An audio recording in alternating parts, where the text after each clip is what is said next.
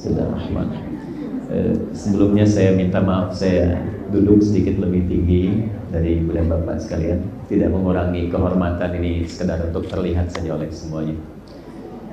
Assalamualaikum warahmatullahi wabarakatuh.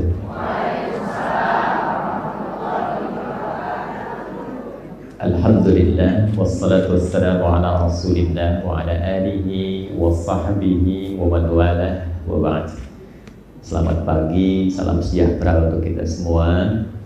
Tanpa kecuali semoga seluruh yang berada di area masjid ini pagi hari ini dibahagiakan oleh Allah Subhanahu wa taala.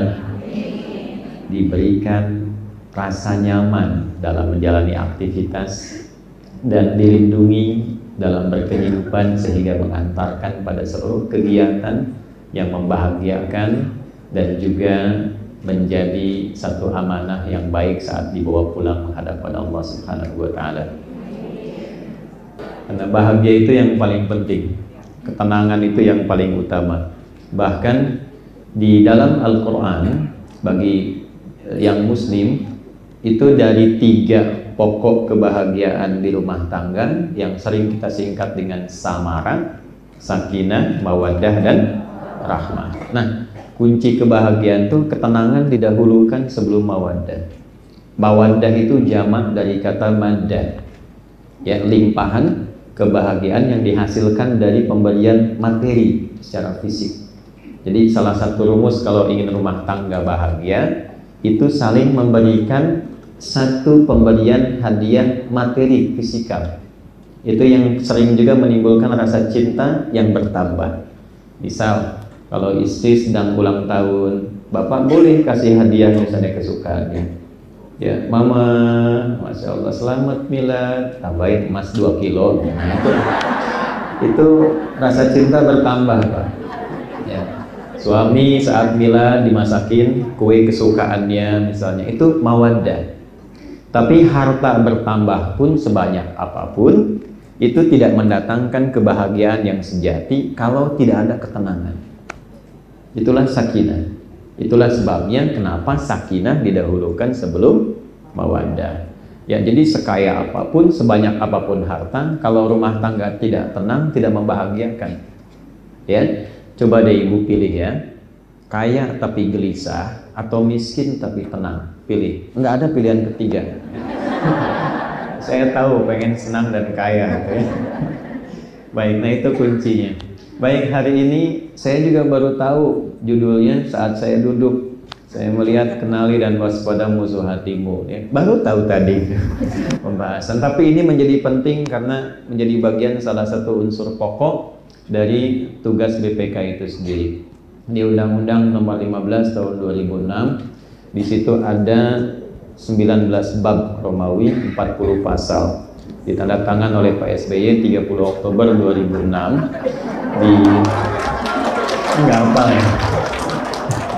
di bab yang keempat di pasal 13 itu ada 11 pasal tentang pengangkatan dan pemberhentian anggota BPK A sampai dengan K.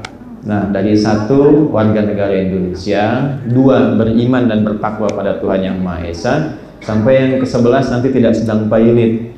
Saya kira awas tuh. Nah, di poin nomor 2 itulah korelasinya dengan materi yang kita bangun saat ini. Dalam rangka nanti mewujudkan cita-cita negara kesatuan Republik Indonesia yang adil dan makmur. Pondasi pertama di pasal menimbang poin A sampai dengan D nanti di poin A-nya tugas pokok BPK. Turunan dari fungsinya adalah judul dari pembahasan pagi ini untuk kita semua. Ya, kenali, tak kenal maka tak. Jangan langsung sayang aja Bu, ya. Ta'aruf, ya. Kan kenal itu tidak harus sayang, ya. Ibu kenal suami tetangga kan nggak harus langsung sayang, bahaya. Ya, ta'aruf, kenali. Jadi kita akan buka dengan cepat untuk sampai kepada hati. Kita mesti bedah dulu tentang anatomi keadaan diri kita. Kalau tentang fisik, yaitu ranahnya nanti ada di biologi dan turunannya. Tapi sekarang kita ingin tahu dulu tentang diri kita sampai ketemu hati. Dari hati itu nanti tahu unsurnya, dari unsur bagaimana mewaspadai.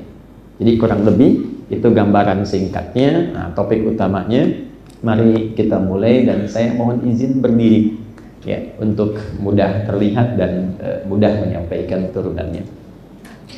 Baik, para ibu sekalian dan bapak yang tergabung, ini mohon izin terlihat. Ibu kelihatan, Bu? Kelihatan ya, alhamdulillah.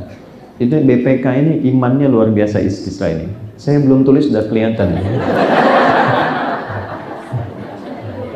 Oke. Belum saya tulis sudah kelihatan, Pak. Memang Masjid Al-Hasil ini karomahnya tinggi. Kita tulis dulu, saya cek sebentar ya. Bismillah. Manusia. Ini sekaligus mengecek apakah jamaah yang hadir pagi ini manusia semua atau barangkali ada malaikat yang sedang menyamar. Disebut manusia jika setidaknya memiliki 3 unsur utama. Oke. 1, ada fisiknya, bodinya, tubuhnya. Saya agak cepat. Yang kedua, ini ada akalnya yang membedakan nanti dengan hewan. Ini sumber pikiran ada di sini. Yang ketiga, ada rohnya, ada spiritnya. Ini inti kehidupan kemanusiaannya ada di sini.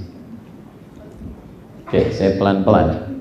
Jadi disebut manusia bila ada 3 unsur ini. Hilang salah satunya, maka hilang unsur kehidupan dalam kemanusiaannya. Kita beri contoh. Ada fisik, ada akal, ada roh. Rohnya hilang, tidak ada, maka ini meninggal. Selesai, wafat ya. Kemudian hilang akalnya, tidak akal, tidak ada, maka ini hewan.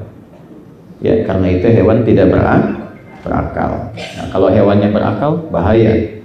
Kadang-kadang kita sering oleh Allah diberikan motivasi, gambaran, belajar dari hikmah kehidupan hewan untuk memfungsikan akal dan cara berpikir kita. Contoh, ibu yang kadang-kadang ada dorongan untuk berkeluh kesah tentang rezeki. Tambah ini, cicilan ini, tutupan ini, pengen banyak, pengen sedikit, dan sebagainya. Itu ada yang sangat menarik, kita diminta belajar dari cicak dan nyamuk. Misal, bahkan orang tua kita itu tidak banyak teori, dikasih lirik aja sederhana. Ya, cicak makanannya apa, Bu? Nyamuk. Baik, sekarang nyamuk punya sayap tidak? Punya. Cicak? Bagaimana keadilan Tuhan menjadikan satu hewan makanannya bisa terbang, yang makannya nggak bisa terbang, Pak? Coba. Dan cicak itu bergeraknya bagaimana? Merayap di mana? Di dinding, ya. Coba bayangkan kalau nyamuk itu diberi akal, jadi mainan cicak, gitu ya. Kalau punya akal, tapi orang tua kita bijak memberikan sebuah nilai tanpa harus menyantumkan dalil untuk berpikir bagaimana adilnya Allah mengatur rezeki untuk kita semua supaya tidak mengeluh. Cicak diam-diam, perhatikan, datang seekor. Kok bisa datang seekor nyamuk? Bukan cicak yang mendatangi nyamuk, tapi nyamuk yang mendatangi cicak. Kenapa? Karena cicak itu hanya menjalankan tugas dari Tuhan, merayap aja. Dengan engkau merayap, rezeki datang. Kalau cicaknya tidak merayap, nyamuknya nggak datang. Jadi jangan kita mengurusi apa yang sudah menjadi kewajiban dan kuasa Allah.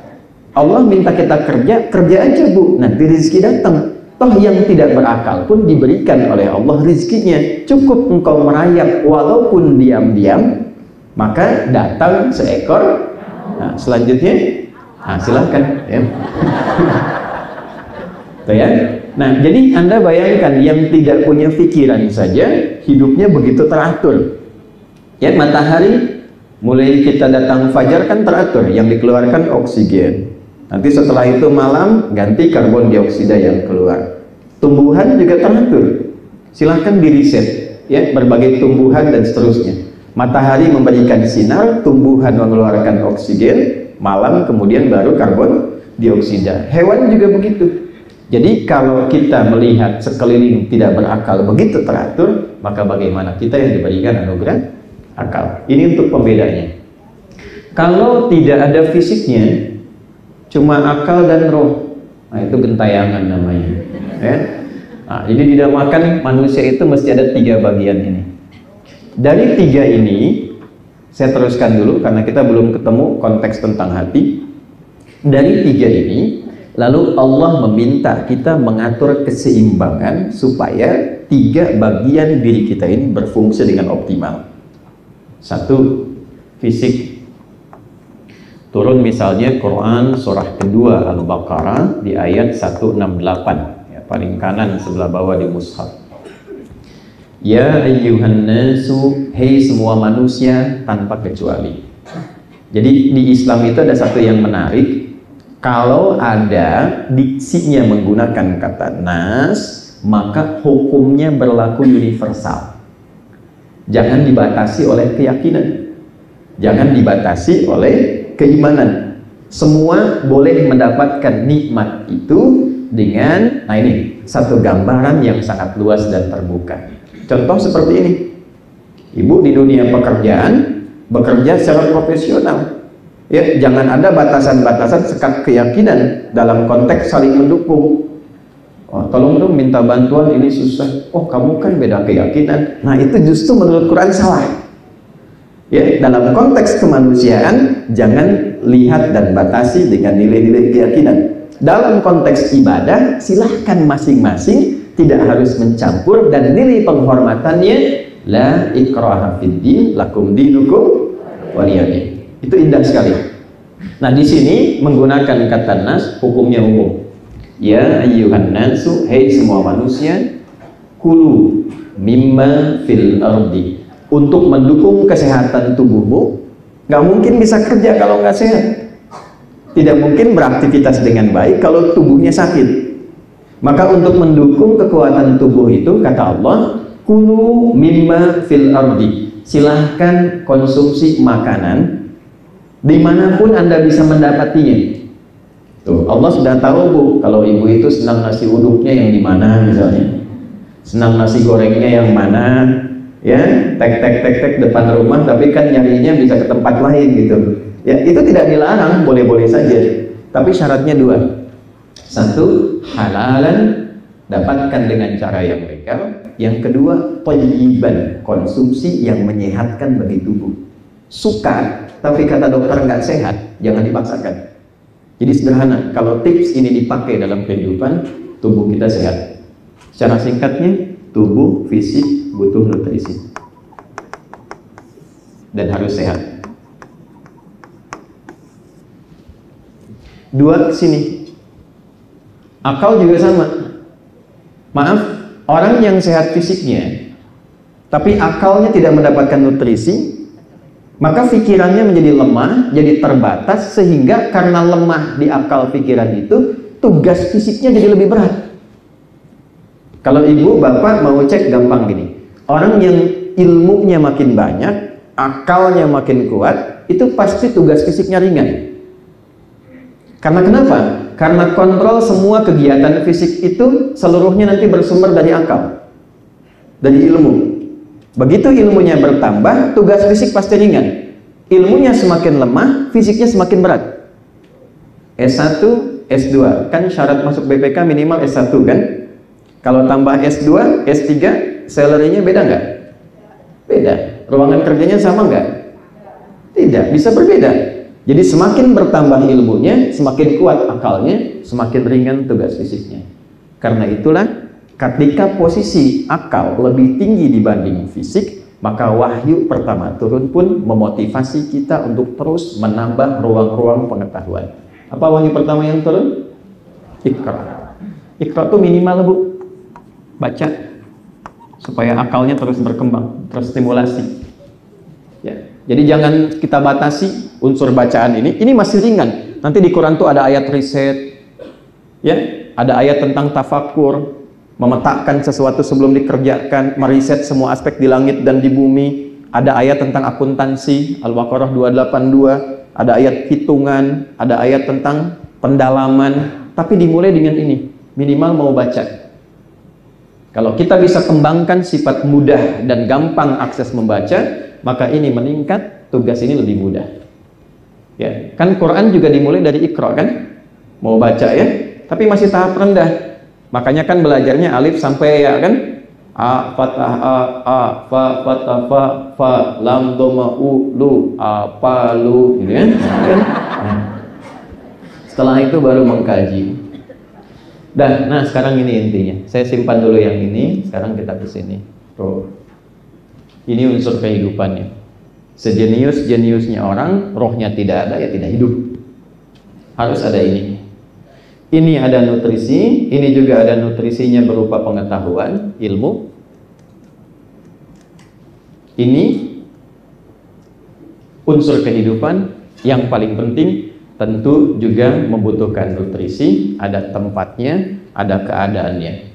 Kalau ini bagian tubuh kita teramati secara fisikal, kalau ini nampak di pikiran yang kita ketahui ada di kepala kita, kalau yang ini tempatnya di bagian hati kita, bahasa Arabnya disebut dengan kolbu, nanti kita terangkan. Dan dia juga butuh nutrisi. Inilah yang sering kita sebut dengan agama. Ringkasnya ada di ibadah. Semua unsur perintah, semua unsur larangan, sumbernya ada di sini, Bu. Pak. Kalau akal tidak memerintahkan. Maaf, sedikit fokus, ini agak dalam sedikit kajiannya, agak ilmiah.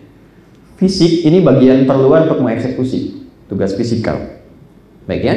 Mata melihat, lisan bicara, kaki melangkah, tangan bergerak. Pertanyaannya, atas perintah siapa mata melihat? Atas perintah siapa lisan bicara? Kok bisa keluar perintah katakan yang baik? Kok bisa juga keluar perintah katakan yang buruk? Nah, semua perintah yang dikerjakan oleh bagian tubuh kita ini sumbernya dari sini, Bu. Bukan dari sini. Kalau ini itu hanya mengkonstruksikan, menata semua perintah dari sini supaya keluar sepersekian detik secepat apapun dari bagian tubuh dan fisik kita. Jadi fungsi akal itu tidak memberi perintah. Dia hanya mengkonstruksikan, menata supaya perintah itu mudah dan cepat dilakukan. Itu perintahnya. Jadi ketika dari kolbu, dari hati memerintahkan, disaring di akal, ditembuskan ke bagian fisik kita. Kuasa Tuhan Allah Subhanahu wa taala menjadikan itu sepersekian detik cepat keluar. Makanya sifat akal itu netral. Ya. Kan sekarang sering ada campaign akal sehat ya. Akal sehat itu gampang, yang penting belajar yang benar. Yang sekarang jarang dikaji itu adalah jiwa yang sehat. Kolbu yang sehat, hati yang sehat. Karena di sini semua sumber perintah dan larangan muncul. Di sini semua sumber kehidupan ini berasal. Jadi kalau di sininya tidak sehat, ibu pintar, jangan ibu dah, yang di luar saja. Ya. Misal ada orang pintar, tapi di sininya kotor, tidak baik. Maka kepintarannya hanya akan digunakan mengeksekusi yang kotor itu supaya cepat dilakukan. Tapi kalau isinya di sini baik, maka semua yang keluar dari isi hati ini ditembuskan ke akal supaya cepat dikatakan atau dilakukan oleh bagian fisik kita. Paham sampai sini? Halo? Maaf ya Bu ya, agak ilmiah sedikit, agak serius sedikit. Nah, kalau sudah paham ini, baru kita sampai ke hati. Membahas ke sini, baru masuk kepada temanya. Jadi saya ingin kita paham dulu, kalau lisan itu ada yang bicaranya kurang bagus, ya, yang tanggung jawab itu ada di sini. Gitu. Jadi kalau ibu dengan suami di rumah atau di pekerjaan ingin nyaman, kan jarang ada yang mengatakan, misal mohon maaf ya, mohon maaf sekali, sumber semua perasaan itu kan bukan di pikiran. Ya, semuanya di sini. Gak enak hati. Saya belum pernah dengar ada orang bilang gak enak akal.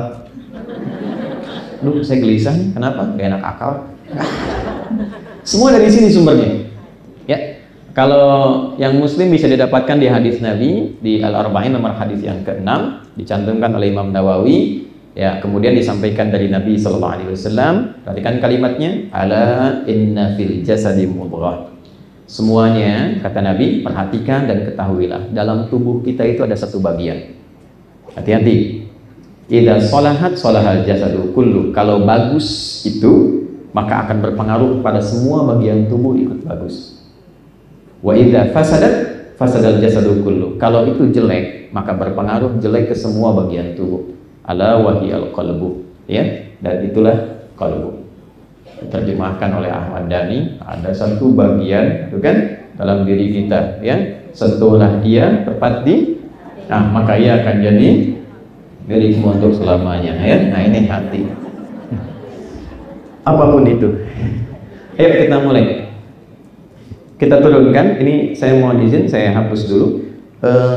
Ini saya baru berinteraksi dengan alat ini, jadi kalau pakai manual saya hapus tangan boleh ya. Nah, bismillah. Nggak apa-apa. Saya sudah biasa datang sendiri, kan, nulis sendiri, hapus sendiri, masya Allah, biasa. Anda tinggal ikut, lihat, nulis, nyatet, pulang, masuk surga. Ya, masuk surga tidak cukup dengan amin. Kita belajar dulu. Hati. Ya, sekarang kita belajar konstruksinya ya. Ini saya bulati aja deh. Gini ya. Disebut qalbu. Nanti saya terangkan kenapa disebut dengan qalbu. Karena terambil dari bahasa Arab. Ya. Pelan-pelan. Sudah? Terlihat ya? Ini hati, qalbu. Ini inti kehidupan kita, tidak terlihat dalam diri kita. Yang dimaksud hati ini bukan organ hati secara fisik, bukan. Tapi ada yang dinamai dalam diri kita, disebutnya qalbu, tak nampak secara kasat mata. Tapi di situ roh, spirit hidup kita ada. Nah, di dalamnya, dalam qalbu ini ada satu bagian lagi. Di dalam ini ada inti qalbu, namanya nafas. Nafas. Dan di sini diserap ke dalam bahasa Indonesia menjadi nafas. Ya. Makanya seseorang punya tanda kehidupan ketika dia bernafas. Jelas sampai sini? Baik ya. Nah ini nafas. Inilah inti hidup kita ada di nafas, tempatnya di dalam qalbu. Di nafas ini nanti ada dua bagian. Ya, ada dua bagian. Saya turunkan Quran dulu, surah ke-91.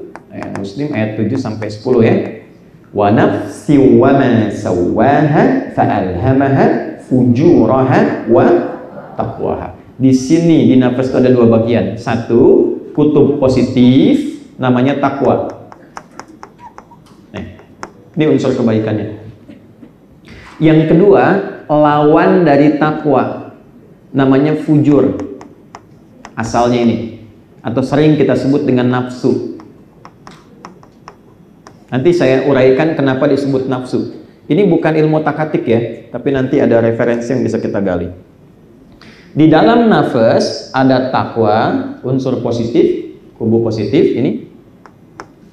Kemudian ada fujur, lawannya, yang sering disebut dengan sifat negatif. Nih, pelan-pelan. Takwa ini kumpulan atau akumulasi dari semua sifat-sifat kebaikan. Jujur, sabar, rendah hati, ya, dan turunannya itu di takwa.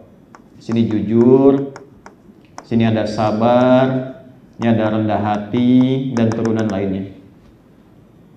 Ketika di takwa ada jujur, di dalam tubuh kita itu dicipta juga lawannya. Yang berada di tempat fujur di nafsu di sini. Di sini ada jujur, lawannya apa? Dusta. Bohong. Jadi kalau ibu katakan tidak ada dusta di antara kita, tetap ada potensi itu dalam tubuh kita. Jelas ya? Sabar, lawannya apa? Ada amarah di sini. Rendah hati, lawannya apa? Sombong. Nah, sekarang lihat ilmunya. Perhatikan baik-baik. Akumulasi takwa ini adalah detilnya gambaran dari semua sifat-sifat kebaikan. Karena itulah kalau ibu dan bapak jeli mengamati, orang tua kita dari dulu itu mendahulukan ketakwaan sebelum kecerdasan dalam konteks membangun negeri. Karena diharapkan pembangun negeri ini dan pemakmurnya, hati-hati pada poin ini, diharapkan punya sifat baik dulu sebelum cerdas. Karena kecerdasan yang didorong dengan sifat ketidakbaikan justru itu menghancurkan. Misal, kita punya undang-undang pendidikan Sisdiknas nomor 20 tahun 2003. Itu di pasal menimbang saja kan ada 5 poin ya. Yaitu hafal nggak? A, B, C, D, E. Di poin B coba lihat. Undang-Undang Dasar 1945 mengamanatkan pemerintah mengusahakan menyelenggarakan satu sistem pendidikan nasional yang meningkatkan keimanan dan ketakwaan pada Tuhan Yang Maha Esa serta akhlak mulia, baru mencerdaskan kehidupan bangsa. Oke, kita tarik misalnya ke kepolisian, Tribrata. Saya ngajar di Sespim juga, saya ngajar di Sepoluan. Tribrata itu yang pertamanya, kami polisi Negara Kesatuan Republik Indonesia yang beriman dan bertakwa pada Tuhan Yang Maha Esa. Sabta Marga di TNI ada 7 ya, dari kami warga negara Indonesia yang bersendikan Pancasila. Patriot nomor 3-nya Ksatria, kami Ksatria Indonesia yang beriman dan bertakwa pada Tuhan Yang Maha Esa. Hakim, dari mulai Cakim tuh mau masuk ada Pancadharma, dari Ksatria sampai Tirta, kami Hakim Indonesia yang beriman dan bertakwa pada Tuhan Yang Maha Esa. BPK juga sama. Tadi kan bab yang keempat pasal 13, dari 11 untuk keanggotaan BPK, nomor 2-nya beriman dan bertakwa pada Tuhan Yang Maha Esa. Karena itulah kemudian ini diikat dengan pasal 1 di Pancasila pada setiap turunan keputusan berbangsa bernegara. Undang-Undang BPK nomor 15 tahun 2006 itu dibukanya dengan kalimat dengan rahmat Tuhan Yang Maha Esa. Keputusan presiden juga sama. Turunan rahmat Tuhan itu ini ke sini. Nukleusnya ini, intinya takwa. Jadi berbahagianya kita dan satu-satunya di muka bumi ini negara yang dari dasar perundangannya dan turunan penjagaan pada bangsanya yang menyantumkan sifat takwa itu hanya Indonesia. Silakan Bapak Ibu cek, event itu di negara Timur Tengah tidak ada satupun negara yang menyantumkan pada undang-undang dasar turunannya sampai jadi instrumen kebangsaan dengan sifat takwa kecuali Indonesia. Orang tua kita jenius itu. Ya, nah itu yang harus kita kejar. Dan dengan takwa itulah negeri ini dibangun. Coba Bapak Ibu lihat dan bandingkan dengan para pendahulu kita. Kita kan sedang nuansa kemerdekaan 79 tahun sekarang. Bagaimana Pak Hugeng, bagaimana Jenderal Sudirman, bagaimana Bung Karno, tokoh-tokoh hebat sampai kekinian. Yang didahulukan tuh ketakwaannya. Ibu kalau main ke Sespim, itu pertama kali yang muncul itu adalah baligo Jenderal Hugeng dengan tulisan yang sangat indah. Memang baik jadi orang penting, tapi lebih penting jadi orang baik.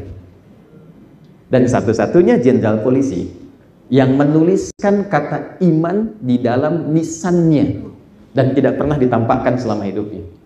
Kan namanya Bapak Hugeng Iman Sentosa kan? Tapi nggak pernah dimunculkan Iman Sentosanya selama hidup. Hugeng aja. Begitu beliau meninggal dunia, sebelum meninggal itu dituliskan di nisannya, pada hari ini telah aku buktikan pada Allah Tuhan Yang Maha Esa bahwa imanku betul-betul sentosa. Ini poinnya. Ini sendinya. Tapi untuk mendukung ke arah ini, termasuk nanti di rumah tangga, di kehidupan sosial, mesti ada ini. Tuh. Karena tidak mungkin orang itu jujur kalau tidak diciptakan dusta. Tidak mungkin bisa sabar kalau tidak ada amarah. Jadi cara melihatnya begini, marah itu diciptakan bukan ingin menjadikan kita pemarah, bukan. Tapi supaya menjadi katalis agar sifat baiknya yang sabar muncul. Sebab kalau nggak ada amarah, nggak mungkin tiba-tiba ibu bisa sabar. Coba deh ibu nyoman, ya, yang online sekarang nih. Bapak pulang ke rumah misalnya, hadir ya, tiba-tiba ketika datang ke rumah, ibu bilang, sabar ya Pak, sabar gitu. Nggak ada angin, nggak ada hujan. Pasti Bapak tanya, Mama sehat? Mesti ada pemicunya. Ya, karena itulah Allah menyampaikan, fa'alhamaha fujuraha wa taqwaha. Qad aflaha man. Nah, sekarang selalu ada kata gini, manajemen kolbu, manajemen kolbu. Yang paling gampang tuh gini, manajemen kolbu dalam Quran. Yang paling gampang kita memahami bahwa nafsu fujur itu diciptakan bukan ingin menjadikan diri kita larut dalam masalah, tapi untuk menjadi katalis supaya takwanya muncul. Prakteknya, setiap menemukan sifat buruk dalam kehidupan, itu tanda dari Tuhan supaya kita cepat mengeluarkan lawan yang baiknya. Itu dulu. Jadi kalau suami pulang ke rumah dalam keadaan marah, ibu jangan marah dulu. Karena marah dititipkan pada suami supaya melatih kesabaran diri ibu itu muncul. Karena ke depan itu ada masalah lebih tinggi yang ibu harus atasi dengan kesabaran ekstra. Kalau tidak dilatih sekarang, nanti semakin tidak kuat yang di depan. Ya, jadi bukan ingin menjadikan suami seorang pemarah. Dilawannya bagaimana? Papa pulang ke rumah sedang marah, terima dulu. Alhamdulillah. Kok mama bilang alhamdulillah? Kesabaran, Pak. Marah dititipkan pada papa supaya mama bisa meningkatkan kesabaran. Cepat cari lawannya. Suami datang marah, ibu nanya, kamu kenapa? Emang kenapa? Gak nyambung. Lawan. Papa pulang ke rumah menemukan istri cemberut. Lawan cemberut apa? Senyum. Si cemberut, mama. Kayaknya kenal deh. Ini iPhone terbaru. Itu pasti harmoni. Tuh Pak, lihat tuh langsung. Ya. Tapi kalau dilawan dengan satu cemberut yang satu marah, ya perang dunia ketiga. Selesai semua. Maaf ya, ini memang secara teoritis mudah disampaikan. Prakteknya tidak semudah mengatakan. Karena itu juga sama, Ustadz juga sama. Itulah sebabnya Ustadz kalau bahas materi ini jarang bawa istrinya. Ini live gak? Enggak ya? Aman gitu. Baik. Ini satu. Ini ya. Qad aflaha man zakkaha. Hidup seseorang itu akan cenderung bahagia dan nyaman kalau bisa menyucikan hatinya. Ibu kalau nyuci, buang pakaiannya atau buang kotorannya? Dibuang kotoran supaya apa? Bersih pakaiannya. Jadi kotoran diciptakan bukan ingin membuat pakaian ibu kotor, bukan. Filosofinya supaya muncul bersihnya. Sebab kalau tidak ada yang kotor, ibu nggak kenal bersih. Jadi bukan buang pakaiannya. Itu poinnya. Sama ini juga begitu. Nafsu diciptakan bukan ingin meningkatkan sifat buruk, tapi supaya baiknya muncul. Jelas sampai sini? Oke. Kalau sudah jelas, mari kita ambil prakteknya satu persatu dengan turunan-turunannya. Bismillah. Saya hapus yang di sini. Nggak apa-apa, ini bersih tangan saya. Saya nggak geser supaya ini nggak hilang. Ya. Bismillah. Fokus Bu, baik-baik. Kan kita belum ketemu ini. Ini baru kenali, waspada kan belum? Ya. Saya turunkan lagi ya, sini. Jadi hati. Apa tadi namanya hati? Kolbu. Apa artinya kolbu? Hati. Artinya hati, kolbu ya. Oke. Kolbu itu asal katanya dari koluba, yang terbolak-balik, yang selalu bikin gak tenang.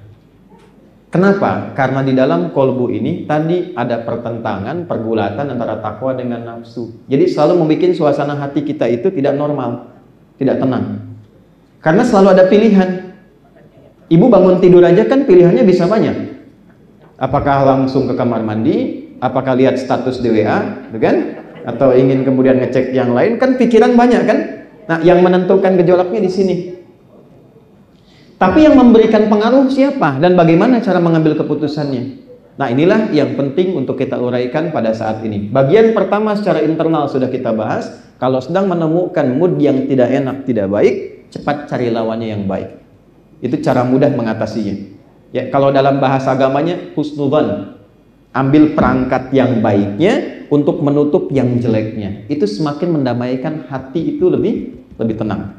Itu poin utamanya. Ya, jadi kalau ada tetangga lewat tidak nyapa, hati-hati. Yang ibu harus waspadai, jangan sampai yang ini dominan keluar. Sombong dia tuh nggak nyapa gitu kan? Nah kan, kemarin aja dia begitu saya yang ini kan, nah itu nggak selesai. Cepat cari lawannya. Oh, dia tidak nyapa, lawannya nyapa. Kita yang panggil. Jeng, apa kabar? Maaf gak kelihatan, saya buru-buru, ini anak terjatuh. Oh, ternyata sebab itu menjadikan dia lewat tidak nyapa. Jelas? Ya, cepat cari lawan yang lebih mudah. Ini poin secara internal. Saya turunkan ke bawah, mohon izin dengan cepat. Di dalam kolbu ada apa tadi? Ada nafas. Saya cepat. Di dalam nafas ada takwa, sifat baik. Di sini ada lawannya fujur atau yang kita kenal dengan nafsu. Tenang gue ya. Sekarang kita ke bagian yang paling penting yang jarang dibahas. Jarang sekali materi ini diurai, bahkan di pengajian-pengajian. Karena umumnya orang ingin lebih senang cari yang positifnya, jarang belajar yang negatifnya. Ibu kalau selalu tahu di jalan itu yang lurus dan tidak macet, akan kaget ketika harus melalui jalan yang berlubang dan penuh dengan kemacetan. Karena itu penting juga kita belajar lawannya supaya kita mengetahui cara menghindarinya. Saya buat kotak yang lebih besar lagi. Bagaimana tiba-tiba kok dorongan takwa itu bisa muncul di tubuh kita? Yang muslim pernah nggak merasakan begini? Allahu Akbar, Allahu Akbar. Terus di hati ada suara, cepat, sudah azan. Pernah nggak begitu? Dari mana sumber suara itu?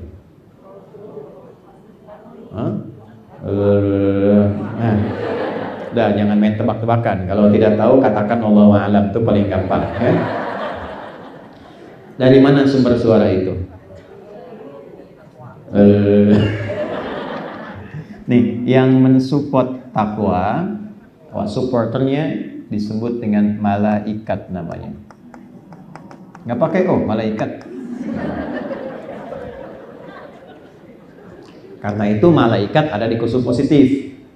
Ya, yang muslim surat 66 ayat ke-6. La ya'sunallaha ma amarahum wa yaf'aluna ma yu'marun. Malaikat tidak ada potensi menyimpang dan mengerjakan tugas sesuai tupoksi. Di antara tupoksi itu, salah satunya ada yang bertugas mendampingi kita, mensupport pada kebaikan. Itulah yang kita kenal dengan raqib dan atid. Tapi ingat, sifat malaikat gaib, tidak kelihatan. Jadi kalau besok-besok ada yang bilang saya baru video callan sama malaikat, nah berarti itu aneh, tinggalin aja. Ya, nggak usah banyak di komen itulah. Jelas? Baik ya, sebab di negara kita itu luar biasa, semua ada. Ya, keberagamannya terlalu tinggi. Ya, pengakuan nabi ada. Kemarin bahkan ada yang nabi baru tuh di wilayah Purwakarta ke sana itu. Ya. Tapi itu kata Nabi Muhammad tidak aneh. La nabiyya ba'di, nggak akan ada nabi setelah saya. Maksudnya apa? Kalau ada yang ngaku-ngaku, ya saya nabi misalnya, berarti kalimat nabi benar. Akan ada yang mengaku, kalau sudah mengaku abaikan saja. Yang aneh itu setiap ada yang ngaku ada pengikutnya. Itu poinnya. Ya. Dulu ada yang ngaku nabi pelatih bulu tangkis, terus ditangkap sama polisi kita. Tanya, kenapa Anda ngaku nabi? Saya ke Bogor Pak, dapat wahyu. Kita ke Bogor dapat talas, dia wahyu tuh. Ada yang paling rekor tertinggi ngaku malaikat. Ya, ada dulu sempat ngaku malaikat dan mau mendaratkan malaikat Jibril di Monas katanya. Nah, dan ditangkap sama polisi kita tuh. Polisi jangankan teroris, malaikat tangkap tuh. Ya. Ini disebutkan 88 kali dalam Al-Quran. Fokus. Tapi setelah adzannya selesai dalam hadis, fa idza tuwiba fa'ada. Begitu la ilaha illallah. Pernah enggak ada begini? Tenang, baru adzan, belum komat. Ah, tuh lihat tuh. Ada Pak Sekjen ya? Ada. Tuh, itu siapa? Oh ya, nah ini poinnya. Kan kita gimana bisa waspada tentang keadaan di hati kalau nggak kenal. Jadi yang mensupport pada kebaikan saat menghadapi masalah rumah tangga, kan selalu ada yang bilang, tenang, dia dititipkan kepada kamu supaya engkau bersikap yang baik dan menyempurnakan kekurangannya. Tapi sisi lain, masa iya si istri harus sikapnya begitu? Emang nggak bisa bersikap yang lain? Nah itu siapa? Nah, itulah setan.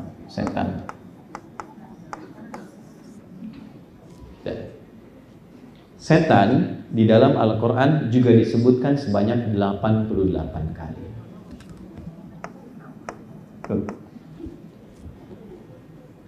Jadi memang tidak berhenti. Sepanjang kita hidup, malaikat memberikan support, setan memprovok. Jadi provokator hati itu ya setan. Sepanjang manusianya hidup, ya setan juga berdinas. Ya, makanya yang tidak digoda setan itu yang sudah meninggal. Ini kurang kerjaan setan menggoda orang meninggal. Udah. Jadi kalau ibu nggak pengen digoda setan, ya silakan. Ini pasti ini. Semua apapun, ibu di sini pun pasti itu merasakan dalam hatinya beda-beda. Yang satu nyatat, yang dua bilang dalam hatinya, "Ini Ustaz kapan selesai ya? Saya juga banyak kerjaan." Itu selalu ada itu. Ya, selalu dalam keadaan apapun akan selalu ada dua dorongan. Dorongan kebaikan, dorongan keburukan. Nah, yang kita sekarang bahas karena topiknya mewaspadai, kan nggak mungkin mewaspadai malaikat. Ya. Allahu Akbar, Allahu Akbar. Ayo sudah adzan, waspada nih, waspada.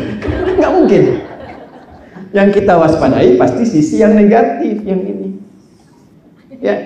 Nah, problemnya saat ini kebanyakan bahkan di Muslim sering menghafal yang positifnya saja, yang ini jarang dikaji. Malaikat ibu hafal, ada berapa jumlahnya yang kita kenali? 10, bahkan ada liriknya, Jibril, Mikail, Israfil sampai ke Ridwan. Setan pernah nggak dihafalkan? Kan? Surga belajar kan sampai tahu pengen ke surga Firdaus, tapi neraka nggak pernah dikaji. Coba saya tanya, surga berapa pintunya? 8, neraka berapa? 7. Udah pernah dikaji belum? Bagaimana bisa menghindarinya? Itu yang dikomen oleh sahabat Ali bin Abi Thalib. Banyak orang pengen ke surga tapi tidak memahami dan mengerjakan amalan surgawi. Banyak orang pengen terhindar dari neraka, tapi tidak sedikit perbuatannya mencerminkan ahli neraka.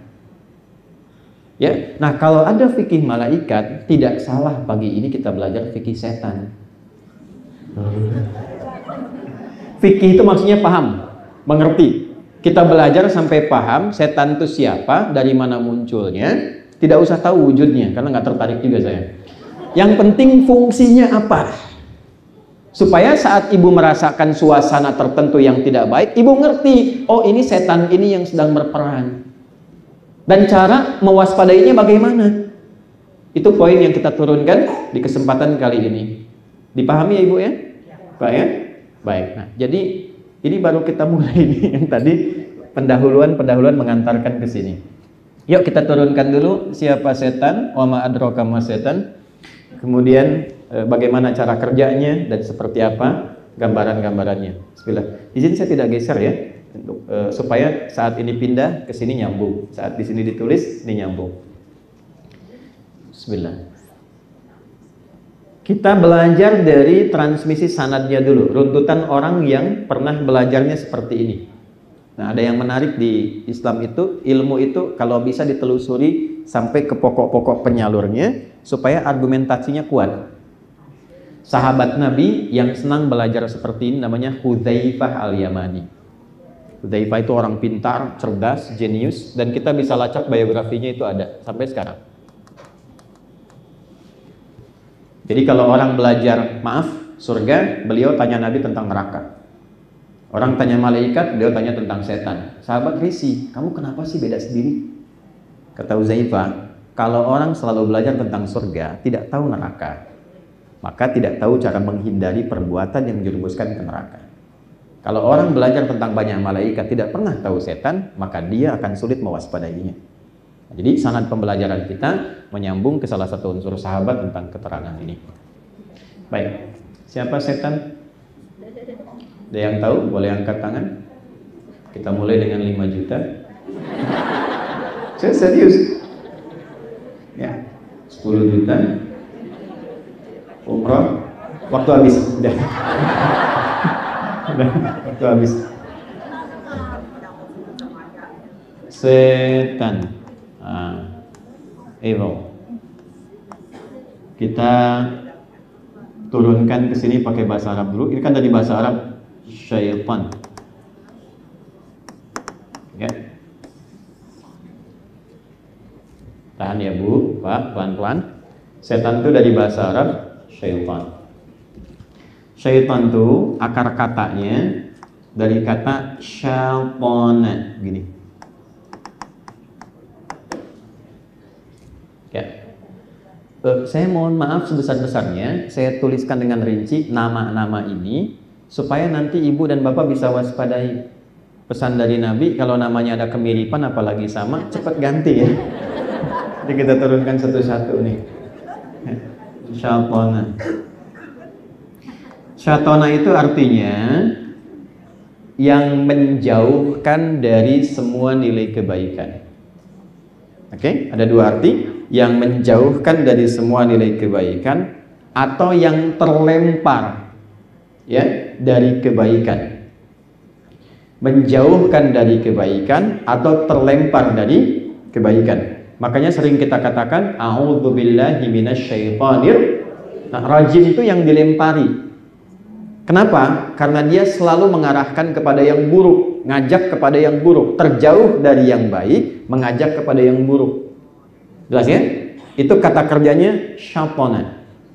Kalau melekat kepada sifat yang suka menjauhkan orang dari nilai-nilai kebaikan kepada yang buruk, maka berubah dari kata syaitana, kata kerja, menjadi kata benda. Kata bendanya syaitan. Jelas? Pak, jadi syaitan itu asalnya kata sifat yang melekat kepada satu objek yang senangnya menjauhkan dari yang baik kepada yang buruk. Ya. Karena itu nanti syaitan bentuknya bisa umum dalam Al-Qur'an.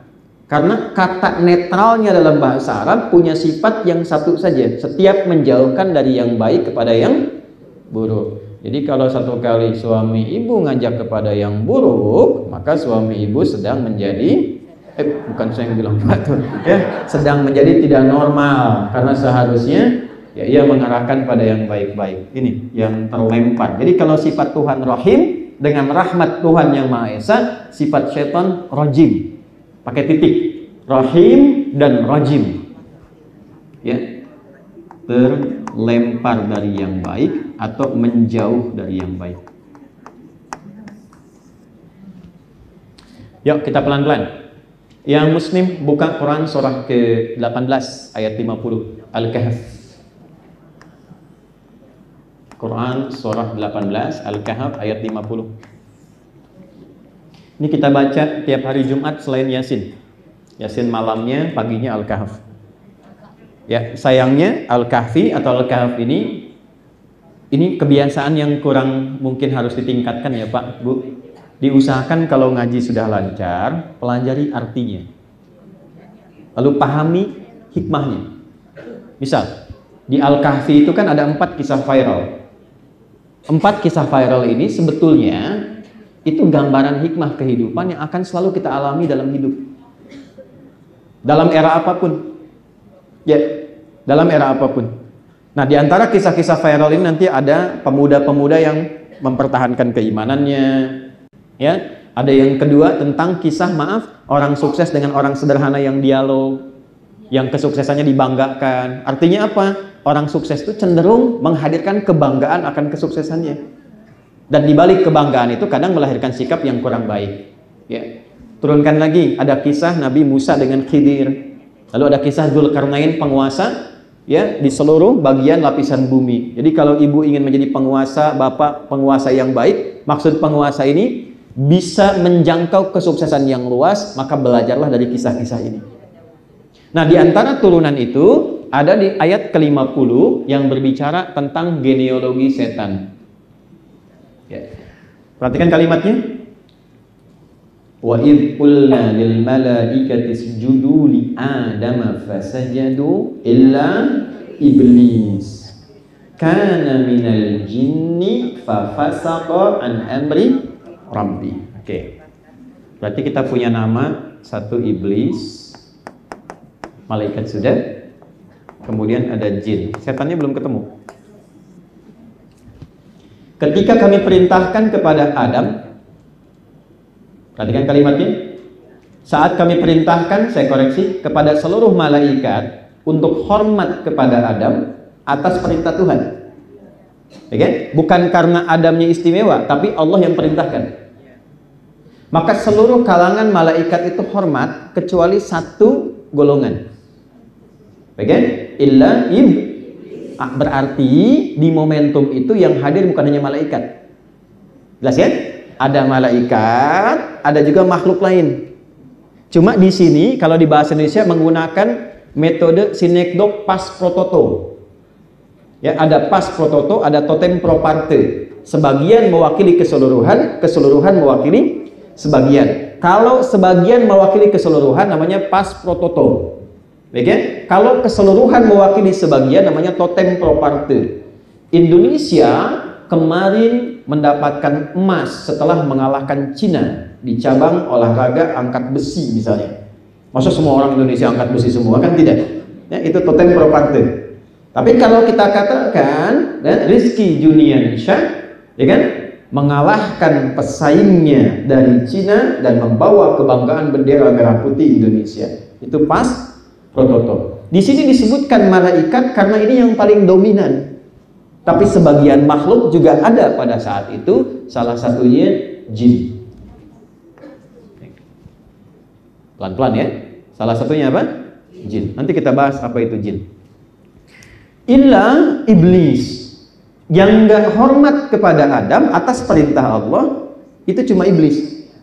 Siapa iblis ini? Teruskan ayatnya. Kana minal jinni fafasaqa an amri Rabbi. Dia termasuk kalangan jin yang menyimpang dari perintah Tuhan.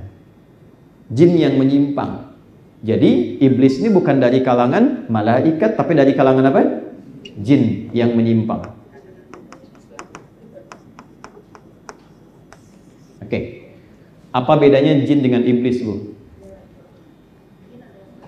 Oke. Kalau jin masih netral. Ya. Ini saya kasih rahasia ya. Tapi ini diantara kita saja. Jin itu kan dari jim dengan nun, gini.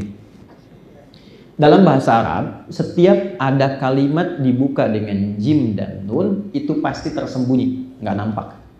Kecuali jun ya. Kan dulu ada jin dan, nah junnya kan kelihatan. Karena Junaidi nama aslinya gitu. Jin, semua kata, kalimat yang dibuka dengan huruf jin dan nun pasti nggak nampak. Contoh. Di dalam rahim ada janin, jin dan nun. Kenapa disebut janin? Karena tak tampak secara kasat mata. Surga, apa bahasa Arabnya? Kenapa disebut jannah? Karena tak tampak sekarang dalam pandangan kita. Jin, kenapa disebut jin? Karena memang sifatnya tak nampak, tersembunyi. Lawannya ins. Ya ma'syaral jinni wal ins. Wa ma khalaqtul jinna wal ins. Ins itu manusia. Jin disebut jin, manusia disebut ins. Pasangan ini disebutkan 18 kali dalam Al-Quran. Kenapa disebutkan bersama bergandengan? Untuk menunjukkan sifat yang paradoks dari keduanya. Kalau jin tersembunyi, manusia nampak. Makanya sifat dasar jin itu tersembunyi, gak ada yang nampak. Kalau jin melakukan penampakan, itu jin sedang bermasalah. Dia keluar dari fitrah. Apalagi manusia yang cari-cari penampakan jin. Pasti error itu. Ya orang sedang sembunyi disuruh nampak. Sebaliknya, manusia itu sifatnya tampak. Ins dari kata anusa, yang tampak. Jadi kalau ibu suka sembunyi-sembunyi, nah, berarti ibu sedang, bukan jadi jin, ibu sedang punya masalah. Ibu ketemu teman dari jauh tuh, senyum, tampak, hai jang, hai, alhamdulillah, salaman, cipika-cipiki, selesai. Itu ins. Tapi kalau dari jauh kelihatan, sudah ngambil jalan yang berbeda. Sembunyi-sembunyi, itu sedang punya masalah. Saya nggak bilang jin. Suami ibu pulang ke rumah, pintu depan ada, dia datang lewat jendela. Terus buka WA di kamar mandi sembunyi-sembunyi. Ibu tinggal tanya aja, itu papa apa jin gitu. Nah, ini poinnya. Sama nanti kalau kita perdalam lebih dalam lagi. Contoh, kalau manusia ins itu sifatnya dari kata anusa atau anisah. Selain tampak ada kelembutan. Lawannya jin kasar. Makanya jin nggak ada yang lembut, Pak. Nggak ada orang kemasukan jin jadi lembut, itu nggak ada. Permisi Ibu Ketua, saya mau ikut pengajian, sedang kemasukan jin, nggak mungkin. Pasti mulutnya mengacau, tindakannya mengacau. Tapi manusia tidak. Manusia itu petahnya lembut, harmoni, baik. Cukup menjadi manusia. Kita tidak bicara akidah dulu, cukup jadi manusia. Itu dari lahirnya saking lembutnya semua orang senang, dari rahim perempuan manapun. Pengen gendong, pengen nimang, pengen nyanju. Pertanyaan besarnya kata Quran, kenapa setelah tumbuh, berkembang dan dewasa kok jadi berubah? Hilang kelembutan itu. Lisan alih-alih baik kok jadi kasar. Memandang dengan cara yang tidak elok. Pasti ada yang berubah. Nah itulah kemudian datang ayat-ayat mengembalikan kita pada fitrahnya. Ya.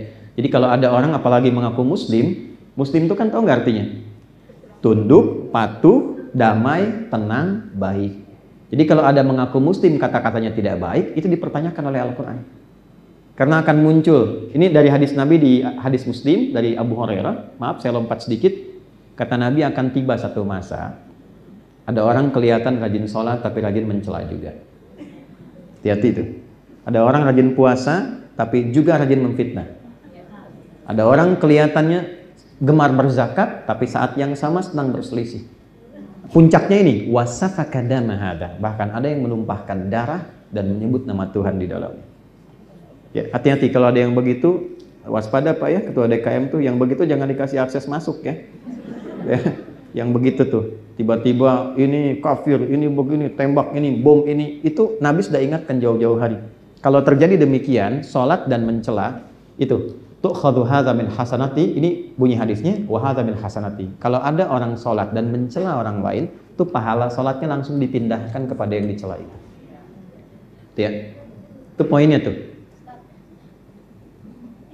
Dan kurang lebih nanti saya buka sesi boleh ya supaya nyambung dulu. Makanya hati-hati, dan itu kalau disebutkan terjadi. Ya, makanya dulu waktu saya ngajar di Lampung, saya baru sampai dari Lampung juga tadi jam 1 hampir setengah 2 malam. Ya.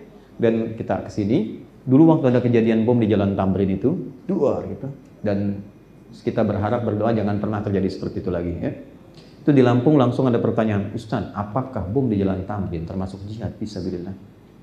Saya bilang tegas mengatakan gini, Mas, sependek pengetahuan saya, jihad fisabilillah itu jihad di jalan Allah, bukan di Jalan Tamrin. Apa di sini? Nah, itu jin itu. Nah. Dan nyambung dulu sini ya. Ini iblis asalnya dari jin yang menyimpang. Fa fasaqa an amri Rabbi. Harusnya dia mengerjakan taat pada perintah, jin hormat ikut. Dia nggak mau hormat. Nanti rincian ini ada di Quran surah 7 ayat 12 sampai 13. Dikonfirmasi oleh Allah. Allah itu gampang, maha tahu segalanya. Cuma supaya langsung keluar di lisannya jin ini sehingga dia tidak punya potensi ngeles. Makanya kadang hakim kan sudah punya bukti tuh. Ya kan? Tapi dimunculkan dalam lisan itu supaya keluar. Nah Tuhan maha mengetahui dimunculkan di lisan jin ini supaya terdengar oleh malaikat dan sekitarnya. Qala ma mana'aka alla tasjuda id amartuk. Quran surah 7 ayat 12. Hei, kenapa engkau tidak mau sujud ketika aku perintahkan? Jadi yang penting bukan Adamnya. Yang penting aku perintahkan, kenapa kamu gak ikuti? Gitu. Apa kata jin ini pada saat itu? Ana khairum minhu. Saya lebih hebat dibanding dia. Khalaqtani min narin wa khalaqtahu min tin. Kau ciptakan aku dari api, kau ciptakan dia dari tanah. Tidak layak, tidak level yang tinggi, harus hormat pada yang rendah.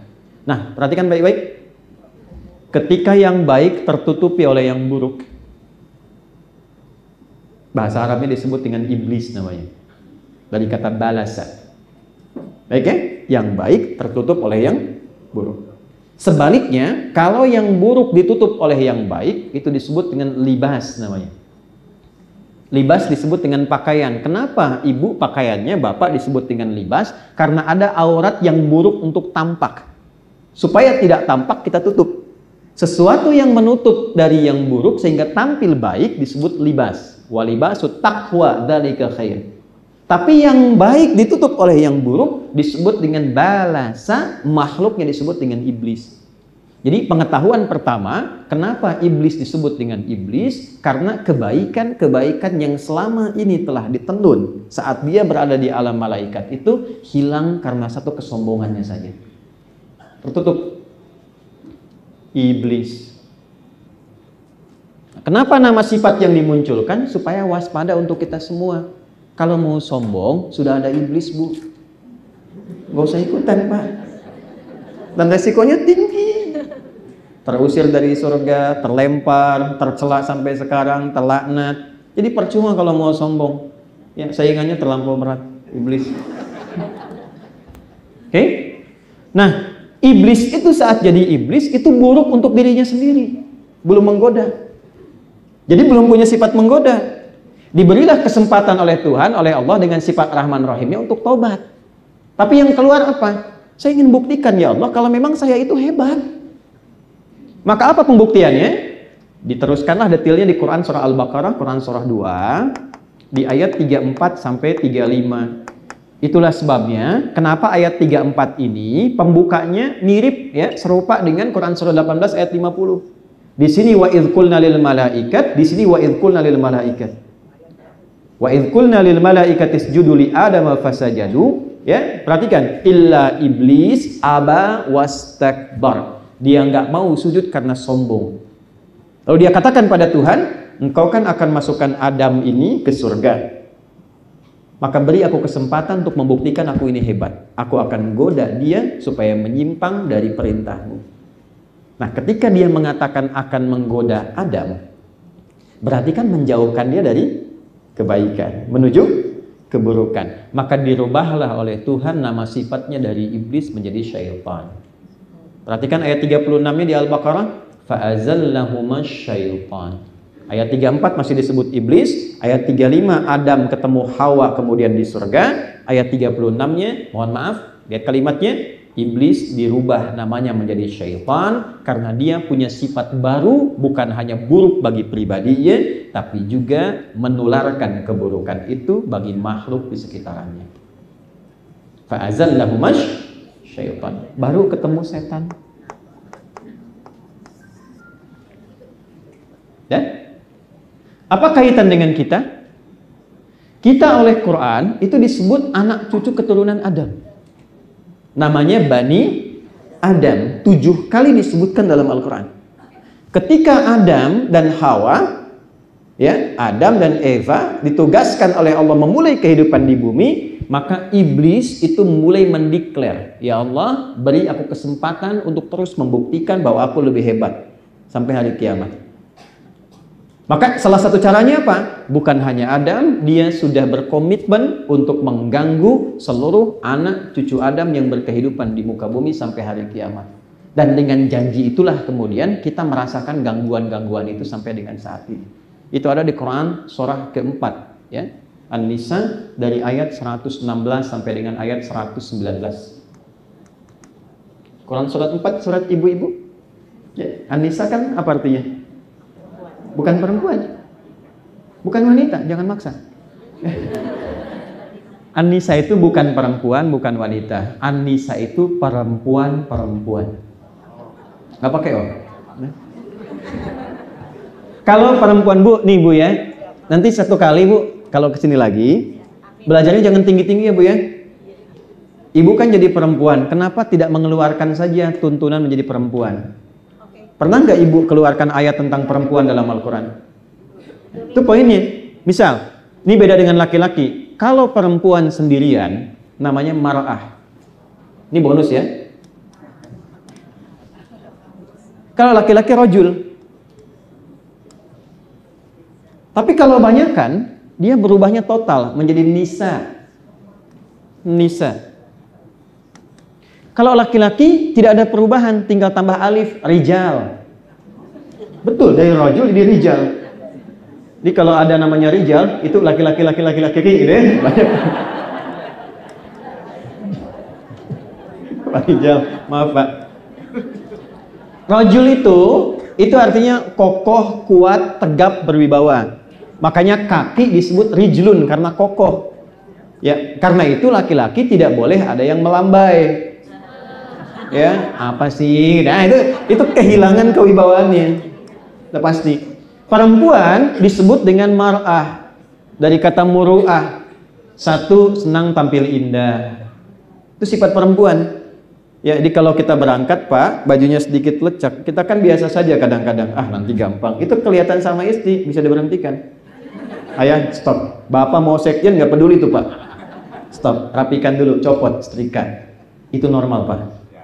Ya, nggak boleh marah tuh suami-suami di atas tuh. Ya, kemana-mana kan pakai seragam tuh, ya kan? Kadang konsultasi Pak, Bapak yang bagus mana ya? Putih apa merah Pak? Ya. Bapak sudah bilang kayaknya merah deh, kayaknya putih deh. Ya, nanya tapi udah punya jawaban Pak. Tapi pas dipakai hijau. Mabuk. Nah itu tampil indah. 2, senang tampil terhormat. 3, ini yang laki-laki penting tahu. Mar'ah itu juga seakar dan satu nama dengan mir'ah, berarti cermin yang menunjukkan sisi rasa yang sangat dalam. Di ilmu psikologi itu ada IF namanya ulum, disebut mar'ah karena sifat perasa yang dalam. Jadi kalau laki-laki itu hanya berpikir singkat, perempuan merasakannya dalam. Makanya orang Arab mengatakan begini, al mar'atu kal mir'ah, perempuan itu seperti cermin. Ibu tahu cermin? Ya makanya senang bercermin kan? Rumah cermin, turun, mobil lihat spion lagi kan, masuk sini betulin lagi ya. Kenapa? Di antara sifat kesamaannya, ibu kalau cermin saya hancurkan, bisa nggak dirangkai lagi? Jangan salah, bisa. Tapi sulit memantulkan bayangan yang sempurna. Nah, perempuan sama Pak, kalau terlukai, cepat memaafkan, tapi sulit melupakan apa yang dialami.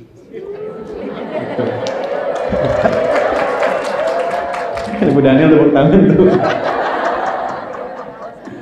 Betul, kalau Bapak punya masalah sekarang Pak, 19 Agustus tahun 2024 punya masalah sekarang, itu rekening listrik tahun 80 diikut lagi. Kenapa? Karena akumulasi. Ya, Papa ini kenapa sih nggak berubah? Dulu juga, dulu juga tuh, itu pasti ikut tuh. Jadi kalau ada yang seperti itu dengerin aja Pak. Itu normal artinya. Tapi kalau kumpul banyakan, dia berubah jadi nisa. Tadi kata nasa, yang gemar mencurahkan apa yang dirasakan. Ya, jadi ibu-ibu itu sependiam apapun kalau sendirian, kalau ketemu dengan kawannya cerita. Tuh. Dan waspadalah di antara yang diceritakan itu kadang-kadang hal yang memang tidak harus diceritakan. Ibu sekarang judulnya pengajian bersama Ustadz Adi. Ustadz belum datang, ibu ketemu teman. Jeng, apa kabar? Baik. Sehat. Suami gimana? Di situ masalahnya. Nah, sekarang kan nggak ketemu orangnya, curhatnya di media sosial kan, ya kan? Nggak nyangka ya, tuh. Terus yang ditunggu komentarnya kan. Nah, ibu maaf ya, saat Anda mengatakan nggak nyangka, itu Anda sedang nyangka. Jadi banyak begini itu. Dah, yuk. Udah, kemudian dia memutuskan untuk menggoda anak cucu Adam. Disitulah dia kemudian mempunyai sifat baru, yaitu setan. Nah, di antara sifat-sifat itu ada beberapa yang penting untuk kita turunkan. Ada 9 jenis setan. Saya ulangi, ada berapa jenis? 9 jenis setan. Kalau saya sebut setan berarti sifat ya, yang harus diwaspadai untuk memalingkan potensi kebaikan menuju keburukan. Ya, kita mulai beberapa bagiannya. Kita hari ini mungkin tidak akan bahas 9-9-nya karena waktunya tidak memungkinkan. Satu saya ambil yang untuk semua dulu ya. Setan rumah. Saya serius. Namanya Dasim. Dasim. Ya. Perempuannya Dasimah. Kan tinggal tambah tak. Muslim laki-laki, perempuannya mukmin, perempuannya soim, perempuannya kan Dasim, Dasimah. Awas yang kira-kira sama tuh namanya langsung aja ya. Si catatan dulu ada Nai Dasimah ya. Dah, ini setan yang bertugas untuk merusak hubungan harmoni di rumah tangga. Ya. Ini di rumah nih. Yang Muslim ayatnya coba di Quran surah kedua di ayat yang ke-102. Ini agak panjang ayatnya sebelah kiri. paling atas. Ya, wattaba'u ma tatlu syayathinu ala mulki Sulaiman, sampai ketemu kalimat yufarriquna bihi bainal mar'i waz zawji. Ada turunan setan yang tugasnya memecah belah hubungan harmoni dari kehidupan rumah tangga. Bisa nanti antara suami dan istri, atau ayah ke anak, ibu ke anak, dan sebagainya. Nah, ini nama setannya, ini sifatnya. Ya. Tugas dia ada dua. Satu, menanamkan rasa takut dan khawatir. Ini saya ada referensinya ya, dan ada turunannya. Bisa diriset juga. Jadi bukan informasi-informasi biasa begini yang kita kadang senyum, tertawa, tapi terjebak nanti baru tahu sendiri.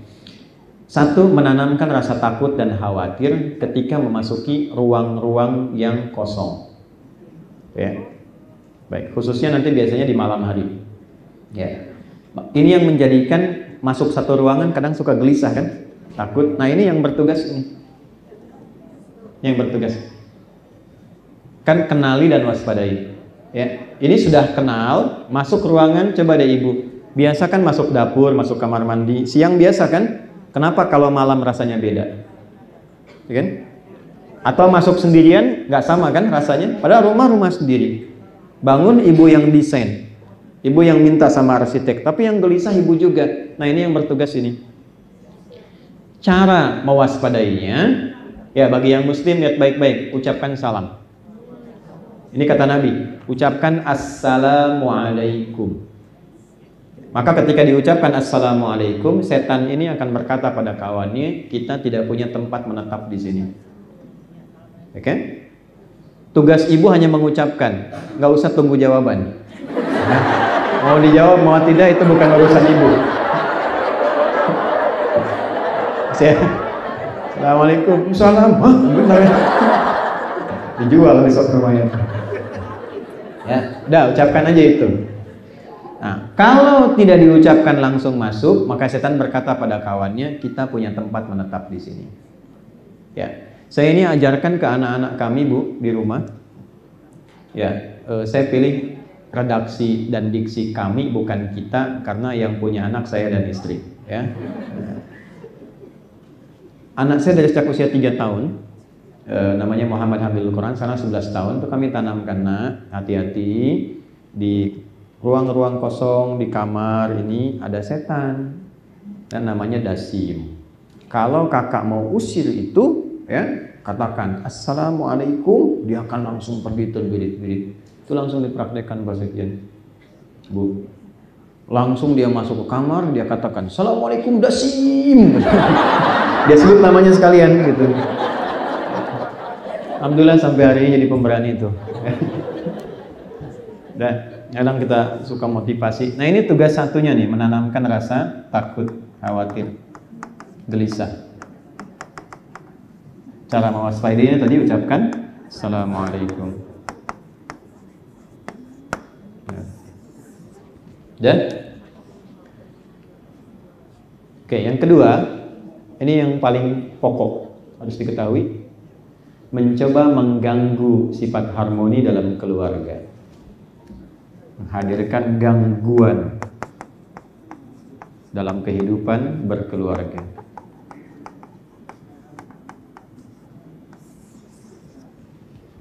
Ya. Ibu dengan suami demikian adanya, kan menikah baik-baik, senang, foto, nyaman, damai. Kenapa tiba-tiba kok salah pahamnya dalam? Padahal bisa didudukan, ya. Dalam satu kali duduk bisa bicara, kok bisa, mohon maaf, yang siang jadi malam, malam jadi besoknya lagi, jadi saling cemberut dan sebagainya gitu. Nah, ini yang ngambil peran ini, yufarriquna bihi bainal mar'i waz zawji. Karena itu nanti ini ada babnya bu. Ya mohon izin ya, mungkin untuk anaknya atau cucunya yang mau menikah, saya sarankan sebelum menikah itu diberikan pendidikan dulu pranikah. Supaya mempelajari kehidupan rumah tangga itu bukan setelah menikah. Nah, saya perhatikan riset, mohon maaf dengan kalimat ini, kami kalau menjadi saksi atau memberikan tausiah pernikahan, saya suka tanya sama penghulu, berapa sekarang tingkat dari statistik pernikahan dan perceraian dalam sehari? Mohon izin ya bu dengan kalimat ini Pak. Riset saat ini menunjukkan data statistik, setiap ada 1 kali yang menikah di Indonesia, Itu di hari yang sama ada 50 yang berpisah. Gitu. Coba ibu lihat sekarang nih generasi Z ini, baru nikah kemarin, besoknya udah pisah, baru ini begini dan seterusnya. Ini tidak mudah tantangannya. Nah, ini tugasnya ini nih, gini setannya. Ya, ada yang rasa kasihnya dia habiskan sebelum menikah. Dalam masa-masa pengenalan, anak muda sekarang bilang pacaran dan sebagainya, habis kasih sayangnya sehingga nggak tersisa saat berumah tangga. Itu salah satunya. Makanya kenapa disebut dengan khitbah dalam bahasa Arab? Ya, pakai kha. Khitbah, ada khutbah, ada khitbah. Kalau khutbah orangnya banyak. Kalau khitbah objeknya satu. Tapi maknanya sama, kalimat yang singkat dan padat. Jadi kalau mau melamar, gak usah belok kepanjangan. Pantunnya kebanyakan, ininya banyak, nanti yang dilamar nanya, tujuan bapak sebetulnya apa? Singkat padat, kami kesini datang ingin melamar anak ibu, bla bla bla. Khutbah juga begitu, singkat padat jelas. Tapi ada satu penggoda, hilang titiknya kha-nya, jadi hafaba, hitbah, pakai ha, titernya kayu bakar. Sifat yang mudah membakar itu setan. Jadi kalau sudah disatukan dalam bentuk tunangan misalnya, itu jangan terlalu lama. Lamaran jangan terlalu lama ke nikah. Sebab ketika mulai akan diikat, ini sudah mulai bertugas. Ya, dibikin kasih sayangnya habis, ya, naik beca berdua, seakan beca milik berdua, tukang beca nggak ada, dunia sama, habis semuanya. Ketika sudah habis dikeluarkan sebelum menikah, rasa sayang itu akhirnya menjadi sedikit ketika berumah tangga. Jelas ya?